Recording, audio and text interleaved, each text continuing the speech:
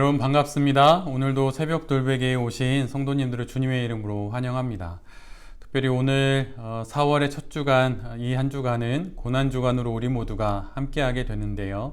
고난주간의 매일매일을 마태복음의 말씀을 묵상함으로 이 고난의 기간을 지나가시는 예수 그리스도를 잘 묵상하고 또 그분과 동행하는 그런 시간을 가는 우리 모두가 되기를 바랍니다. 그래서 이 시간을 통해 부활의 주일까지 예수님과 함께 잘 걸어가는 우리 모두가 되기를 바라면서 오늘 마태복음 말씀을 또 함께 보도록 하겠습니다. 오늘 보려고 하는 하나님의 말씀은 마태복음 26장 63절로 70절까지의 말씀입니다. 제가 매일 성경 순으로 봉독해 드리도록 하겠습니다.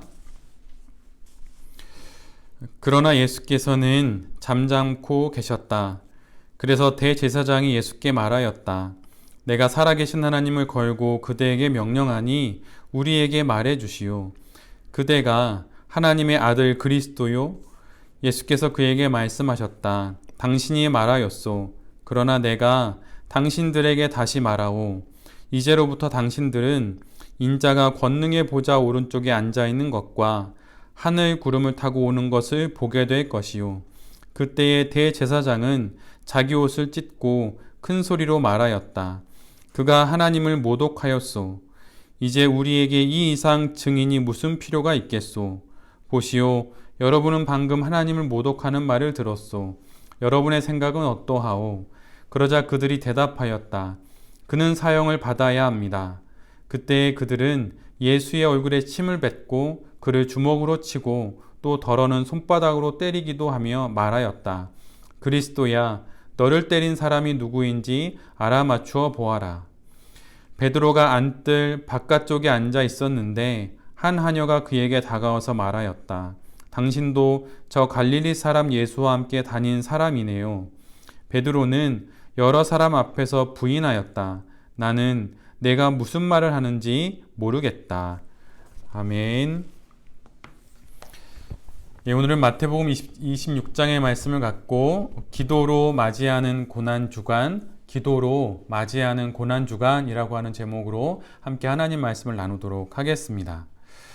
겟세마네 동산에서 기도하시던 예수님은 가룟 유다의 배신과 또 대제사장들과 백성들의 장로들이 보낸 무리에 의해서 대제사장의 공간으로 끌려오시게 됩니다.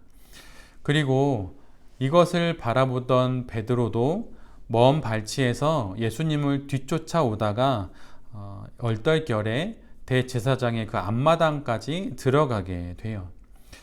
겟세마네 동산에서 깨어 기도하지 못하고 또 혈기에 따라서 칼을 휘둘러 대제사장의 종의 귀를 자르기까지 했던 베드로가 예수님을 쫓아서 대제사장의 앞마당까지 들어간 이유를 성경은 이렇게 기록하고 있습니다. 그는 결말을 보려고 안으로 들어갔다. 3년 동안 쫓았고 동행했던 예수 그리스도의 그 마지막이 어떻게 되는지 보기 위해 대적자들의 심장부에까지 얼떨결에 들어가게 된 것이에요. 대제사장의 공간에서 드디어 재판이 진행됩니다. 그런데 그 재판은 밤에 진행되었고 또한 비공개 재판이었어요. 이것만 보아도 이 재판이 얼마나 부당한 재판인지 알 수 있게 되는 것이죠. 재판은 은밀한 밤에 이루어지면 안 됩니다. 사실을 밝히 다투어서 진실을 찾기 위해서는 밝은 낮에 모든 증거와 또한 증언이 밝히 드러나는 낮으로 상징되는 그런 진실된 재판이 열려야만 하는 것이죠. 그리고 관례에 따르면 재판은 최소 2번 열렸고 또한 그거는 다른 날에 각각 열려야만 했습니다. 그런데 예수님의 재판은 그러하지 않았지요. 한 번 열렸고 또한 밤에 열렸습니다. 비밀스러운 공간인 대제사장의 공간에서 그리고 밤에 그리고 은밀하게 마치 비밀 작전을 치르듯 그렇게 재판이 열리게 됩니다. 실은 우리의 역사 속에서도 독재 정권이 이런 재판을 했었죠. 긴급 명령이라는 이름을 붙여서 사람들을 체포하여서 바로 재판에 넘기고 바로 형을 선고하고 다음 날 형을 집행하는 일들이 우리나라의 현대사 속에서도 일어났었어요. 그리고 지금도 여타의 독재 국가에서도 여전히 벌어지고 있습니다. 그런데 바로 예수님께서 그런 일을 겪고 계신 거예요. 성경에서 밤은 영적인 어둠을 의미합니다. 그리고 사탄이 활동하는 시간으로도 상징이 돼요. 가룟 유다가 예수님을 배신하고 제자 공동체를 떠나 밖으로 나간 그때를 성경은 어두운 밤이라고 명확하게 기록해 놓고 있습니다. 그리고 지금 예수님을 놓고 벌이는 이 재판 역시 그런 어둠의 재판이 되는 거예요.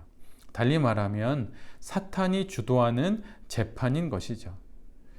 그런데 그 어둠 속으로 예수님이 순순히 들어가십니다. 피할 수 있게 해달라고 겟세마네 동산에서 기도를 하셨지만 하나님의 뜻을 결국은 수납하기로 결정하시고 그 어둠 속으로 스스로 걸어 들어가세요. 예수님은 순종으로 이 어둠 속으로 들어가시고 베드로는 예수님의 결말에 대한 궁금함으로 이 어둠 속으로 들어갑니다. 그 어둠 속에서 벌어지는 재판의 모든 것들은 한 가지 결론을 미리 정해놓고 그것에 꿰어 맞추는 그런 재판이 되지요. 대제사장들과 공의회 회원들은 사형이라는 결론을 미리 내려놓고 여러 증거와 증언을 제시합니다. 그러나 그중 쓸만한 증거가 보이질 않았어요. 그러자 그들은 마침내 미리 준비한 거짓 증인을 2명 앞으로 내보내서 그들로 하여금 거짓 증언을 하게 합니다. 미리 준비한 사형을 위해서 미리 계획한 증언이니 얼마나 그럴듯했겠습니까? 그러나 예수님은 이에 대해서도 아무런 변호와 반박을 하지 않으십니다. 그리고 대제사장의 입에서 나오는 말을 그대로 받아서 당신이 말하였다라고 하시는 것으로 당신의 모든 증언을 마무리하세요. 이에 대제사장은 예수님의 말씀을 듣고 자기 옷을 찢으며 예수님이 하나님을 모독했다고 소리칩니다. 신성 모독했다고 말하며 이제 더 이상의 추가적인 증거와 증인은 필요 없다고 말하고 예정된 결과인 사형을 예수님께 선고하지요. 대제사장의 이런 사형의 선고가 떨어지자마자 주변에 있던 많은 군중들은 예수님에게 침을 뱉고 예수님을 주먹으로 치고 예수님을 손바닥으로 때리며 그렇게 예수님을 조롱하였어요. 이 순간 베드로는 이 광경을 모두 목격합니다. 대제사장의 앞마당에서 그 모든 일을 직접 자신의 눈으로 보게 돼요. 그런데 바로 그때 사람들이 그런 베드로를 알아봅니다. 그러자 베드로는 자신은 예수라는 사람을 모른다고 그와 아무런 관계가 없다고 부인하고 그럼에도 불구하고 사람들이 계속 이야기를 하자 마침내 예수님을 저주하게 하는 데까지 이르게 됩니다. 그리고 그렇게 대제사장의 앞마당으로부터 밖으로 또 문 밖으로 나가는 그 순간에 벌어진 그의 연속되는 부인이 끝나자 예수님의 예언처럼 닭이 울면서 베드로가 그 닭의 울음소리를 듣게 되는 것이죠. 오늘 본문은 어둠 속에 들어가서 빛이 되시는 예수 그리스도가 받으시는 재판과 빛이신 예수님으로부터 도망치는 베드로가 받는 재판을 우리에게 그렇게 2개의 재판을 보여주고 있습니다. 예수님도 신문을 받으시고 또한 베드로도 신문을 받게 되지요. 그런데 그 앞에서 예수님은 침묵하시고 베드로는 적극적으로 자신을 변호합니다. 예수님은 최고 권력자인 대제사장과 공의회의 사람들로부터 신문을 받지만 베드로는 대제사장의 가장 비천한 여종 한 하녀로부터 신문을 받게 돼요.